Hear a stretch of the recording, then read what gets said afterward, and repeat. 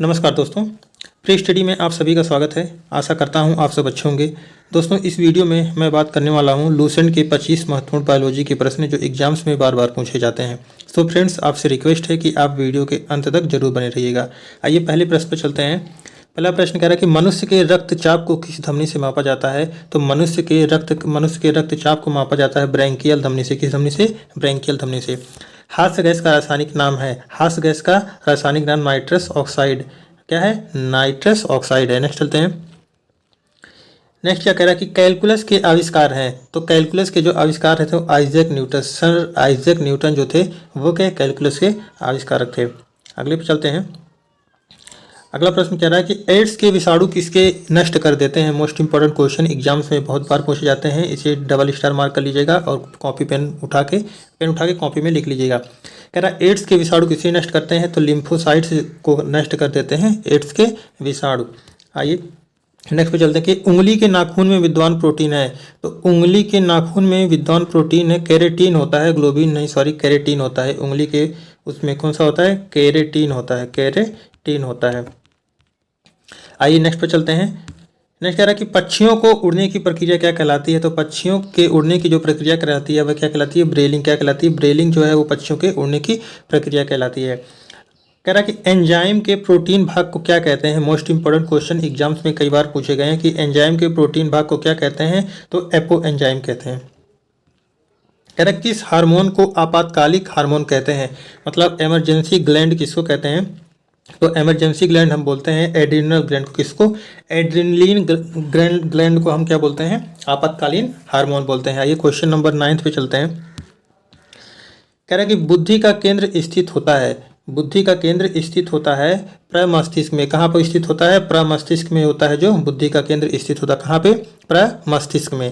Question number 10 में चलते हैं। कह रहा है कौन सा एंजाइम रक्त का थक्का बनने में मदद करता है, सहायक होता है। तो सहायता करता है कौन सा एंजाइम। तो ये एंजाइम का जो नाम है वो रेनिन है। रेनिन एंजाइम जो होता है वह रक्त का थक्का बनने में सहायता करता है। कह रहा है कि हमारे शरीर में कार्बोहाइड्रेट के पाचन के लिए कौन सा एंजाइम उत्तरदायी है। तो हमारे शरीर में जो कार्बोहाइड्रेट के पाचन के लिए एंजाइम उत्तरदायी है वह एमाइलेज है। कौन सा है?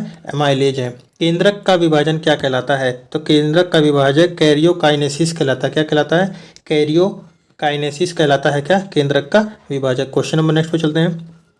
कह रहा है विज्ञान की वह शाखा जो बुढ़ापे की प्रक्रिया का अध्ययन करती है क्या कहलाती है। तो बुढ़ापे की प्रक्रिया का अध्ययन जो कराती है उसको हम क्या कहते हैं? जीरोंटोलॉजी। क्या कहते हैं? जीरोंटोलॉजी जो होता है वह बुढ़ापे की प्रक्रिया का अध्ययन कराता है। इसमें कुछ एक्स्ट्रा नए क्वेश्चन है जो आपको पहली बार दिखेंगे तो आपको लगेगा कि अरे ये क्या है, तो आप उससे भी घबराइएगा मत बिल्कुल भी। प्रोटीन की इकाई क्या है? अमीनो अम्ल। प्रोटीन की इकाई क्या है? अमीनो अम्ल जो है वह प्रोटीन की इकाई है। अगला प्रश्न क्या है कि हमारे शरीर के किस अंग में एंटीबॉडी बनते हैं। तो हमारे शरीर के जो अंग है एंटीबॉडी जो बनते हैं वो टॉन्सिल। कहाँ बनते हैं? टॉन्सिल जो भाग होता है हमारे शरीर का उसमें बनता है क्या? एंटीबॉडी। जीवाणुओं की कोशिका भित्ति बनी होती है किससे। तो जीवाणुओं की जो कोशिका भित्ति होती है, जो सेल वॉल होता है, वह बना होता है फैट एवं सेलुलोज का। किसका? वसा एवं सेलुलोज की बनी होती है। प्लाज्मा झिल्ली किसकी बनी होती है। प्लाज्मा झिल्ली जो होती है वह लिपिड एवं प्रोटीन की बनी होती है। ये मोस्ट इंपॉर्टेंट क्वेश्चन है, मोस्ट इंपॉर्टेंट क्वेश्चन है दोस्तों ये कि प्लाज्मा की झिल्ली किससे बनी होती है? लिपिड एवं प्रोटीन से बनी होती है। कौन? प्लाज्मा की झिल्ली। आइए नेक्स्ट पर चलते हैं। कह रहा है कि कोशिका भित्ति का प्रमुख अवयव क्या है। मतलब सेल वाल का जो मेन कंपोनेंट है तो वह मेन कंपोनेंट क्या होता है? सेलुलोज होता है। सेल वाल का मेन कंपोनेंट क्या होता है? सेलुलोज होता है। एग्जाम्स में ये क्वेश्चन कई बार आ चुके हैं। जीन को वहन करने वाली आनुवंशिक इकाइयाँ क्या कहलाती हैं। तो जीन को वहन करने वाली आनुवंशिक इकाइयाँ गुणसूत्र कहलाती हैं। क्या कहलाती हैं? गुणसूत्र कहलाती हैं। नाइट्रोजन किसका अनिवार्य घटक होता है। तो नाइट्रोजन घटक होता है किसका? प्रोटीन का। किसका अनिवार्य घटक होता है? प्रोटीन का। नेक्स्ट कह रहा है कि सिगरेट के धुएं का मुख्य प्रदूषक क्या है। तो कार्बन मोनोऑक्साइड और निकोटीन जो है वह क्या होता है? सिगरेट के धुएं का मुख्य प्रदूषक होता है। तत्वों का सबसे पहले वर्गीकरण किसने किया था। तो तत्वों का सबसे पहले वर्गीकरण किसने किया था? न्यूलैंड ने किया था। किसने किया था? न्यूलैंड ने जो किया था। ये मोस्ट इंपॉर्टेंट क्वेश्चन है, एग्जाम्स में कई बार पूछे गए हैं और पूछे जाते हैं और आने वाले एग्जाम में पूछे जा भी सकते हैं।